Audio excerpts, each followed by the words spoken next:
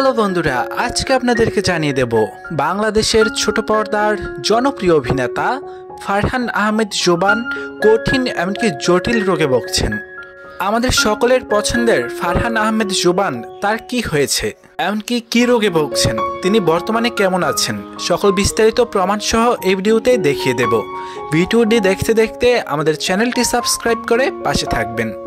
ফারহান আহমেদ জোবান তিনি তার verify Facebook পেজে পোস্ট করে জানিয়ে দিয়েছেন তিনি খুব অসুস্থ আছেন, এমনকি তার যে রোগটি আছে সে রোগ তাকে অনেক কষ্ট দিচ্ছে। সেই অসুস্থতা নিয়ে তিনি পোস্ট করে জানিয়ে দিয়েছেন।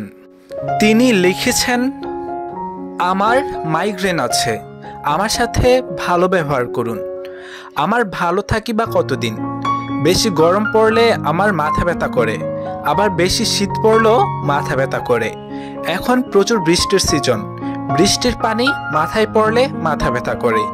মাইগ্রেনে রোদে গেলে বাড়ে, আগুনের তাপে গেলেও ব্যথা বাড়ে, চোখের সামনে আলো পড়লেও ব্যথা বাড়ে, খুব সাউন্ড বাড়লেও ব্যথা শুরু হয়, একটু এদিক সেদিক হলেই ব্যথা এসে হাজির।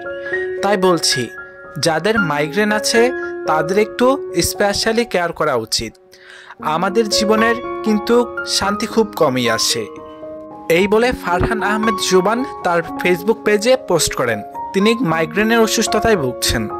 মাইগ্রেন সম্পর্কে যদি বলতে যাই তাহলে এটি হলো একটি মাথা ধরা রোগ, মাথা ব্যথা রোগ, যার সিমটম হলো মাথার এক পাশে হালকা ব্যথা থেকে শুরু করে প্রচণ্ড ব্যথা হয়, এমনকি আস্তে আস্তে ব্যথা এক জায়গা থেকে সরে আরেক জায়গা দিয়ে শুরু করে, মাথার পিছন দিয়ে, মাঝখান দিয়ে, সাইডে দিয়ে ব্যথা শুরু হয়, যেটা বৈজ্ঞানিক ভাষায় মাইগ্রেন বলা হয়। আর এই মাথা ব্যথা এমনকি মাইগ্রেনেই ভুগছেন ফারহান আহমেদ জোবান।